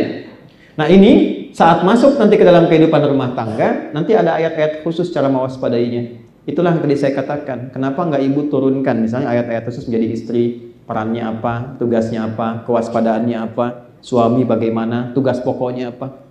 Ini bapak ada jadi suami sampai sekarang, tugas pokoknya berapa coba? Tuh. Ibu juga demikian, padahal itu menariknya ada di ayat yang sama, di surat yang sama. Pokok laki-laki ini, pokok perempuan begini. Kalau yang suami sedang bertugas pokok begini, apa yang dilakukan oleh istrinya? Itu ada, Bu. Ini saya tanya ibu saja, atau sebaliknya. Kalau suami sedang bertugas, ya, pernah nggak ibu mengantarkannya dengan doa dan kata-kata baik yang mendukung ia bekerja? Misal, selain menyiapkan kelengkapan ya, terus ibu kirimkan misalnya kalimat pengantar setelah cium tangannya, Papa bertugas yang lancar, yang baik, dan tanamkan dalam hatimu yang paling dalam, Mama menyertai Papa dalam suka dan duka. Gak usah tepuk tangan, ditanya tuh pernah. Itu yang dilakukan Sayyidah Khadijah, makanya Nabi selalu sebut namanya bahkan dalam tidurnya. Itu Nabi selalu sebut, Bu, setelah meninggal pun masih disebut Khadijah, Khadijah, Khadijah. Dan yang paling dahsyat apa? Dengan kalimat itu, suami selalu merasa tenang. Jadi ada masalah apapun ketika lihat istri, baru lihat wajahnya, itu setengah gelisah Nabi hilang. Bapak kalau pulang ke rumah sedang banyak masalah, lihat wajah istri dan setengah masalahnya hilang, Khadijah tuh Pak. Kalau nambah masalah tuh, cek itu. Itu Nabi kan bilang di Al-Bukhari, Zammiluni, zamlimuni, aku sedang gelisah, selimuti aku. Dipegang, digenggam tangannya, diselimuti dan keluarlah kalimat indah itu. Kalau di kita sekarang gini, sayang, kau itu orang baik, kau menolong yang lemah, engkau menjadi penopang bagi anak yatim, engkau tidak pernah punya musuh, tanamkan pada hatimu yang paling dalam, aku selalu menyertaimu dalam suka dan duka. Nah ini poin. Nah kalau kita biasakan jaga sunnah, sunnah itu kan jalan hidup. Jalan hidupnya dijaga seperti itu, memang mudah diungkapkan, tapi kalau dicoba lebih damai. Ya. Nah ini menjadi langkah mewaspadai bisikan-bisikan yang tidak jelas. Nanti provokasi ini akan hilang dengan sendirinya. Ya. Contoh lagi kata Nabi, kalau ada masalah malam, selesaikan di malam hari, jangan tunggu siang. Kalau ada masalah siang, selesaikan siang hari, jangan tunggu malam. Dan jangan dibuka ke publik. Itu kalimat hadis. Jika Anda membukanya, bahayanya apa? Ketika masalah di rumah sudah selesai, yang di luar belum selesai. Dan meralatnya nggak mudah lagi. Nah sekarang semua zamannya online. Masalahnya makin kompleks. Tadi saya sampaikan pada Ibu Ketua BPK, ada hadis Nabi mengatakan kewaspadaan tentang terjadinya pergantian era ke digitalisasi. Saya alaikum unasun aw kama qala, nanti akan datang satu era terjadi percepatan digital. Taqarrubul aswaq, tandanya pasar mudah diakses. Dulunya berangkat manual, pakai ojek, pakai angkot, sekarang klik barangnya datang. Sudah terjadi? Berarti yang Nabi katakan betul. Oke, taqarrubuz zaman, waktunya semakin cepat akselerasinya. Setahun, ini detail hadisnya, setahun kayak sebulan, sebulan kayak sepekan, sepekan kayak sehari, sehari begitu cepat berlalu.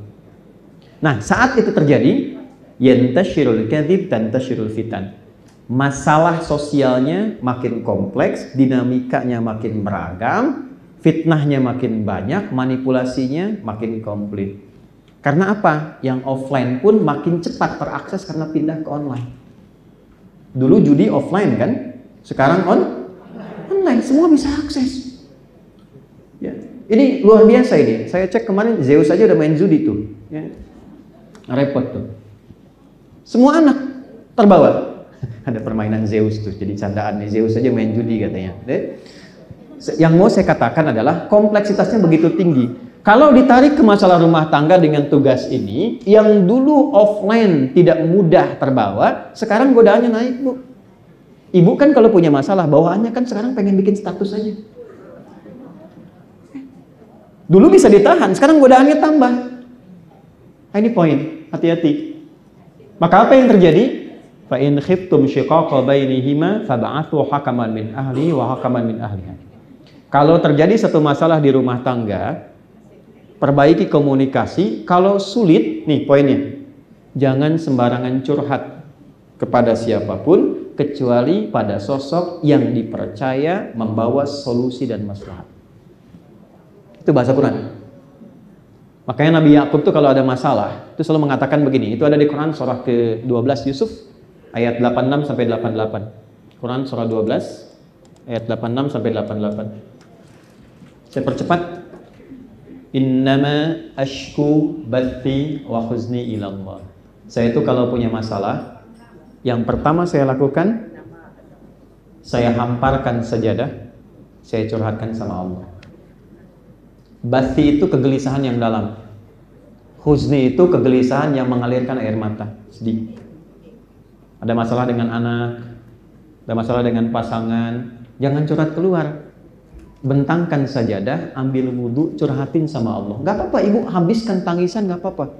Nanti feedback yang terasa pertama kali Allah kasih ketenangan. Solusi belum datang, tapi tenang itu hadir. Nah, dari ketenangan itulah dibimbing mendapatkan solusi. Kan jiwa yang tenang melahirkan solusi yang cemerlang kan? Ya, catat tuh, bikin status. Mahal tuh kalimat itu. Tenang dulu aja.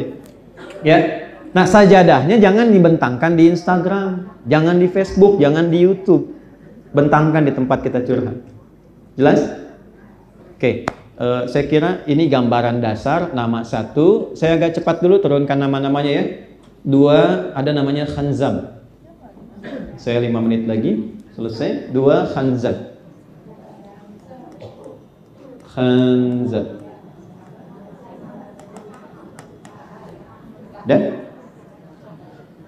Khanzab ini setan khusus menggoda orang sholat. Oke?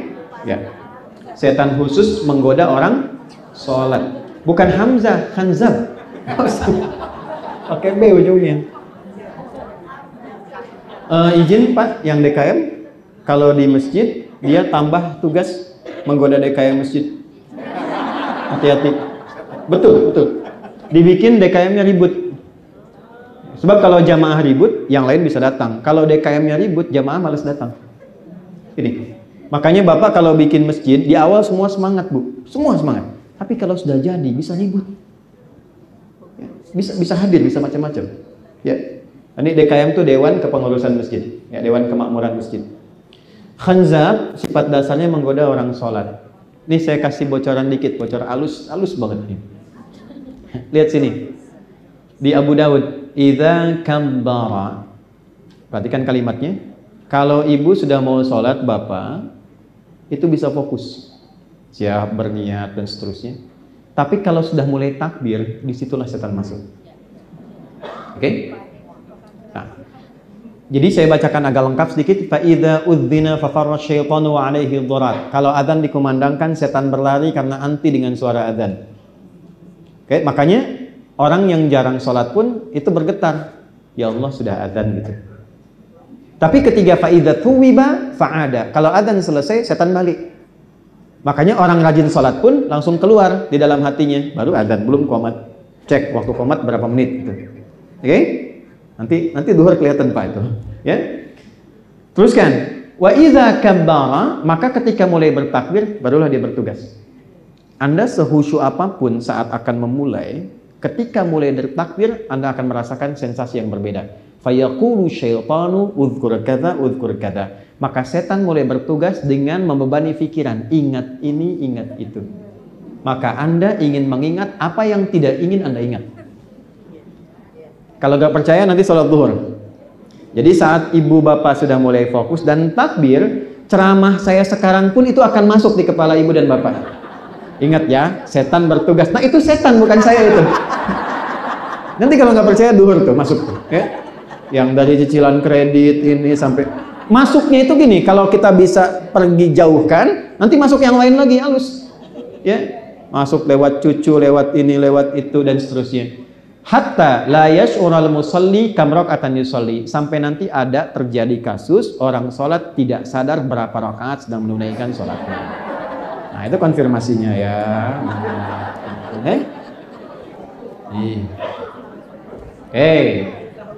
Waspadanya gimana?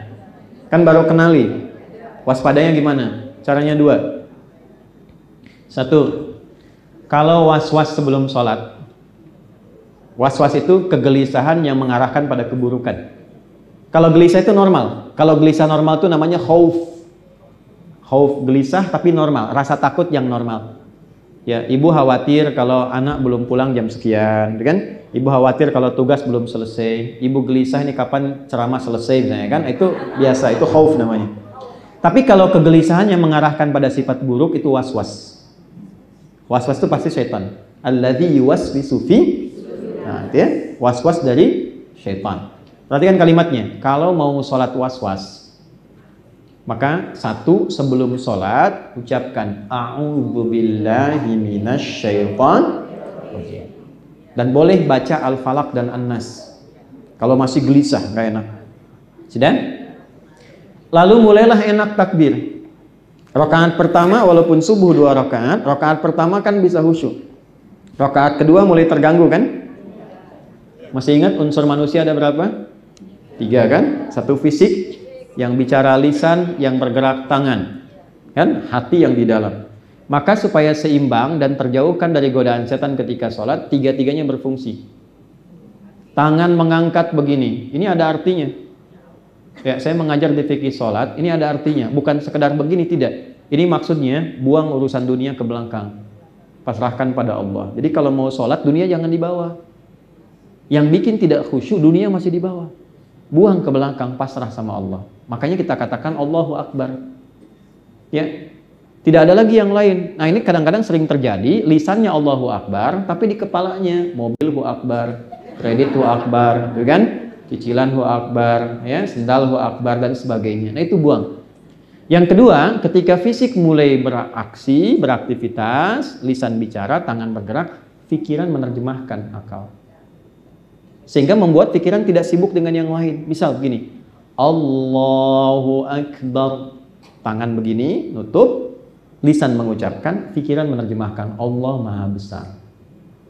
Hati meresapi, ya Allah, aku mengatakan Engkau yang Maha Besar, tapi aku malu bahkan sebelum sholat, aku kadang bersikap besar terhadap orang lain, sombong terhadap pasangan, angkuh dengan teman, merasa yang paling hebat. Itu yang menjadikan Abu Bakar baru takbir sudah nangis.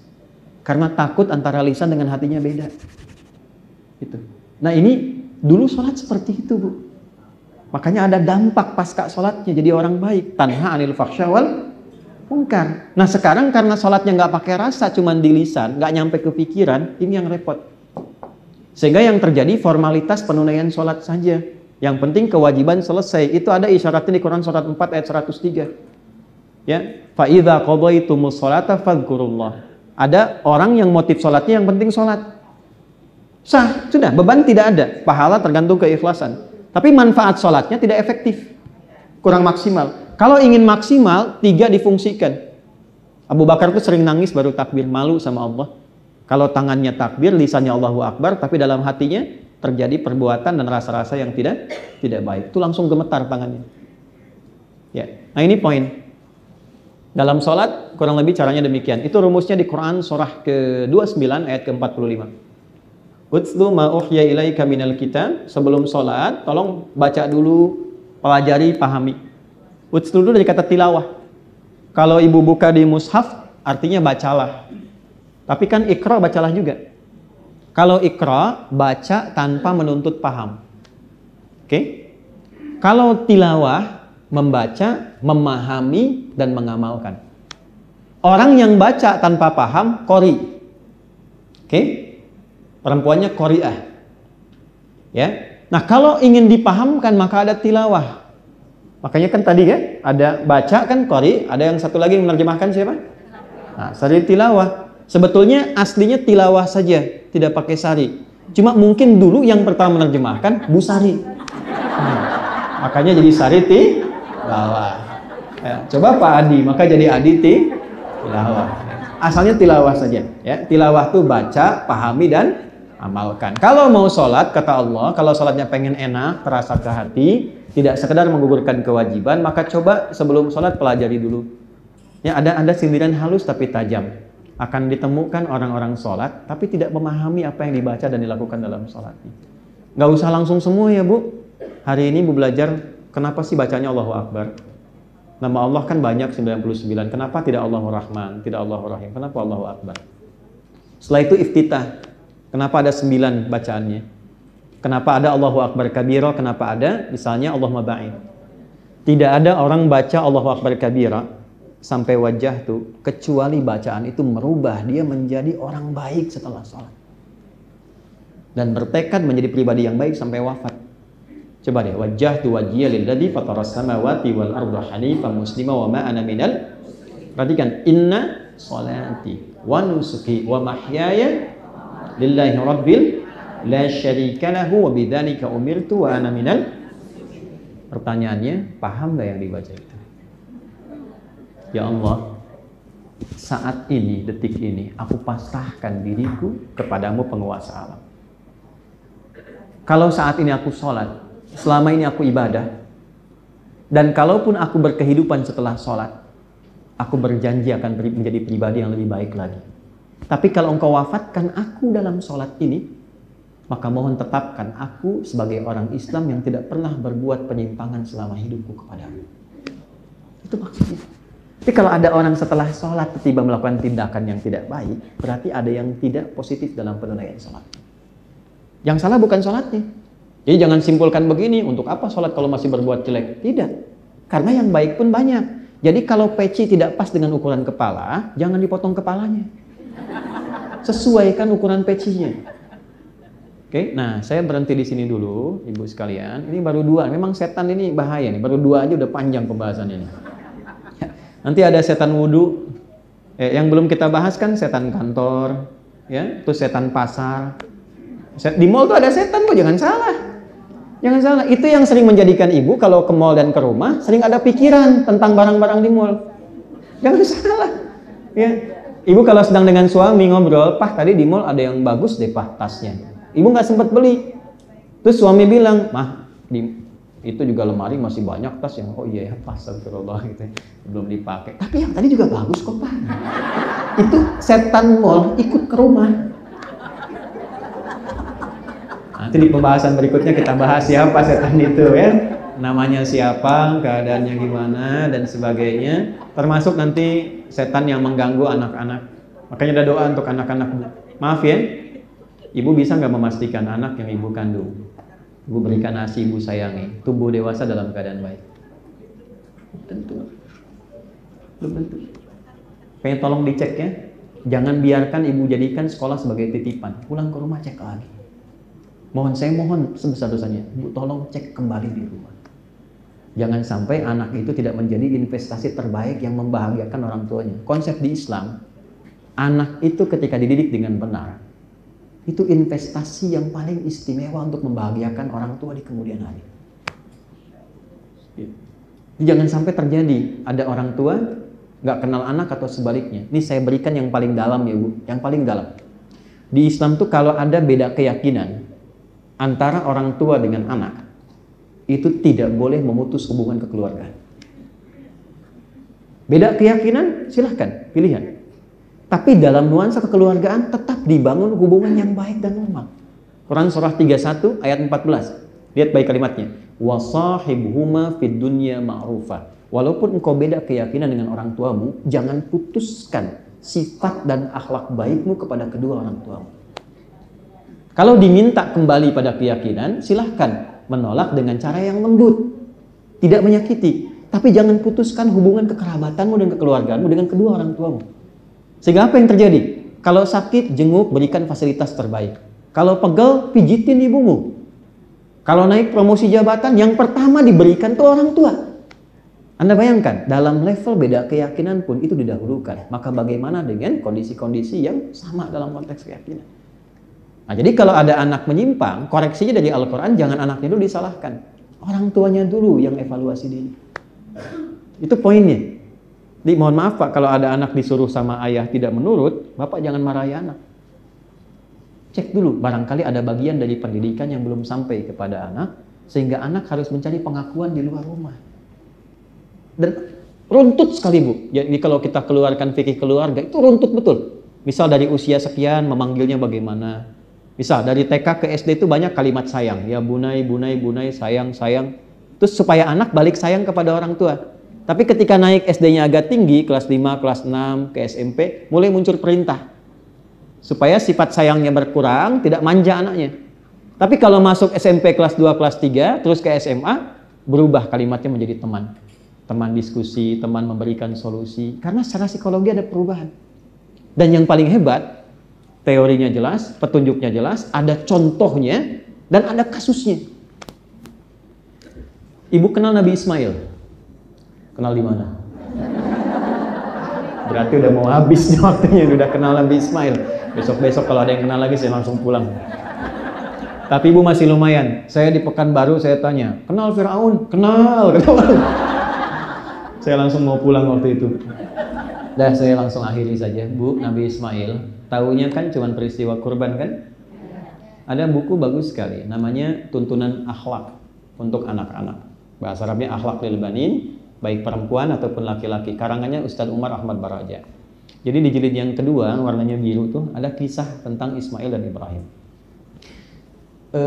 Kisahnya itu yang ada dua sebetulnya. Saya mau lompat kepada yang paling tinggi dulu. Dalam kisah pengorbanan itu, tidak banyak orang tahu. Taunya kan mau disembelih terus diganti jadi hewan kurban kan? Itu ada proses Bu.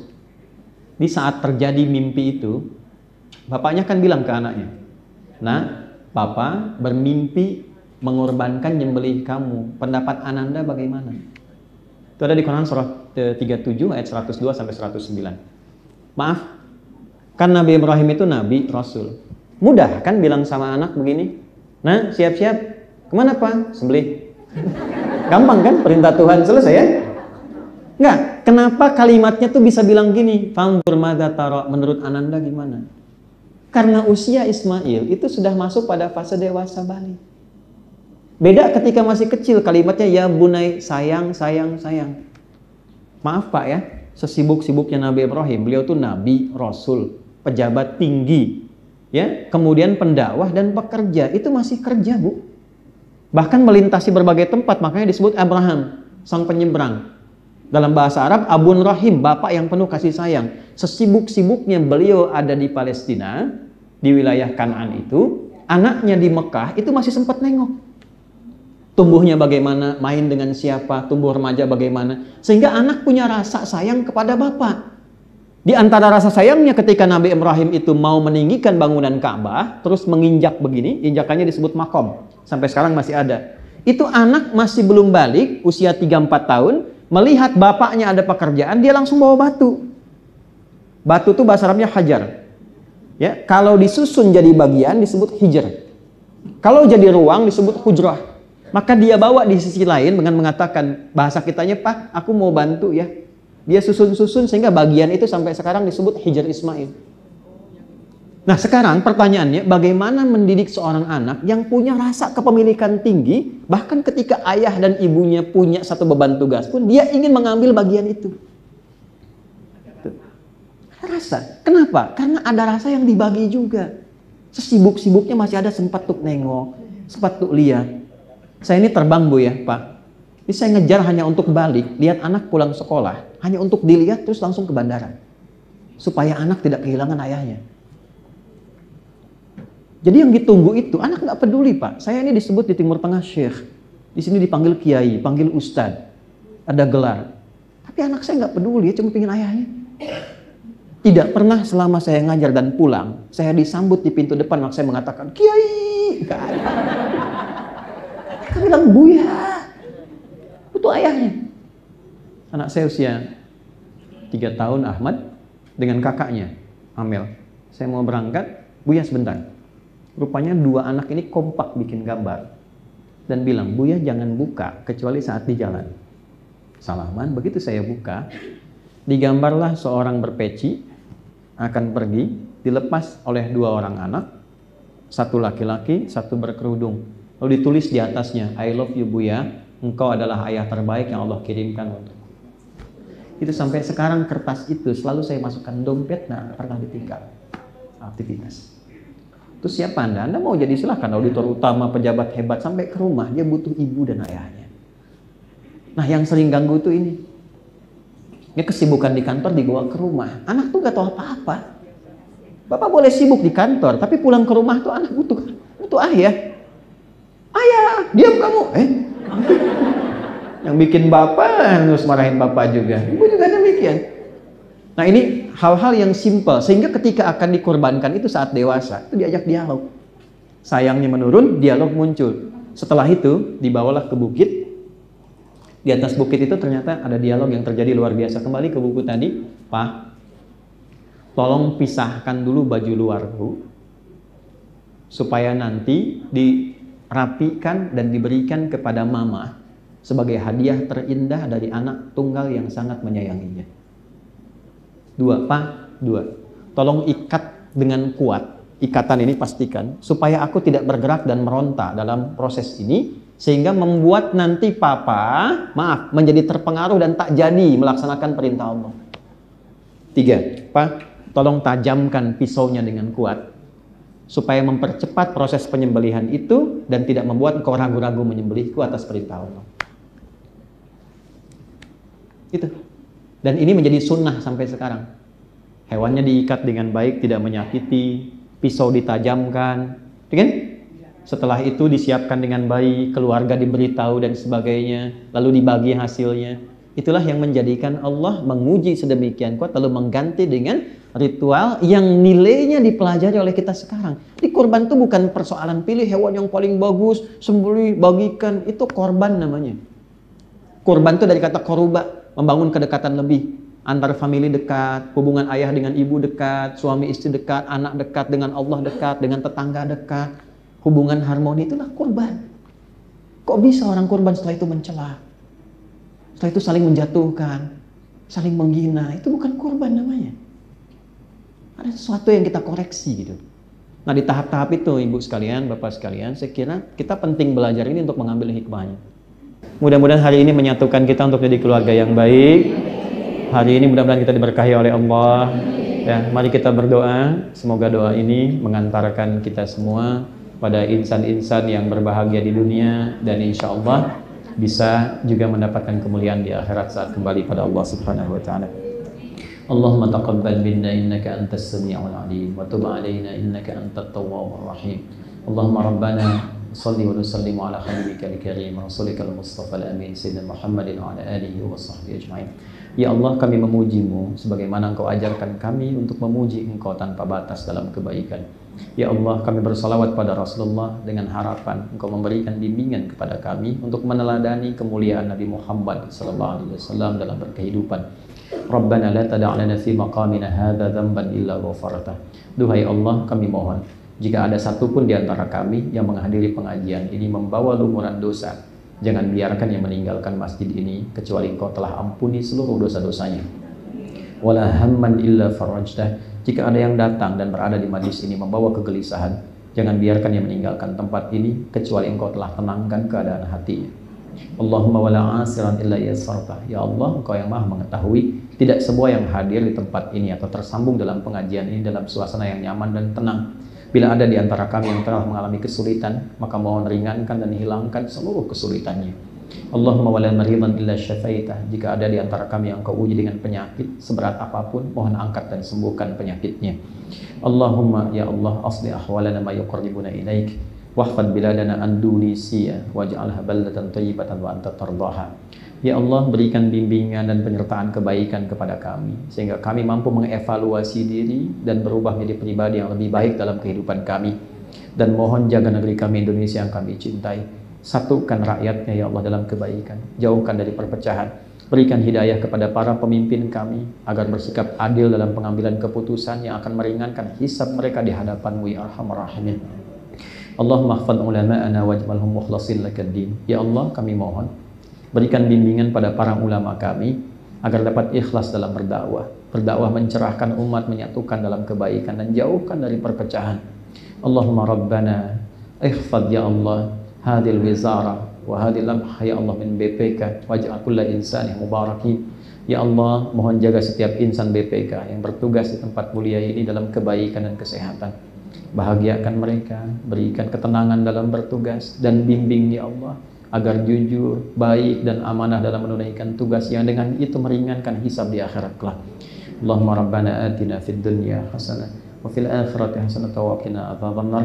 Ya Allah, anugerahkan segala kebaikan di dunia ini mampu kami capai dan kemuliaan di akhirat yang mampu kami raih, dan jauhkan kami dari berbagai perilaku yang menyimpang yang terancam dengan neraka-Mu. Bifadlika subhana rabbika rabbil izzati amma yasifun wa salamun alal mursalin walhamdulillahi rabbil alamin. Ibu dan Bapak sekalian, saya merasa terhormat dengan keberadaan hari ini, mengucapkan terima kasih atas kepercayaan yang diberikan untuk bisa saling belajar di pagi hari ini. Sekali lagi kami mohon maaf bila ditemukan dan pasti ditemukan kata-kata yang kurang berkenan atau sikap yang tidak sesuai. Semoga Allah memberikan kebaikan untuk kita semua. Subhanakallahumma wa bihamdika asyhadu an la ilaha illa anta astaghfiruka wa atubu ilaik. Assalamualaikum warahmatullahi wabarakatuh.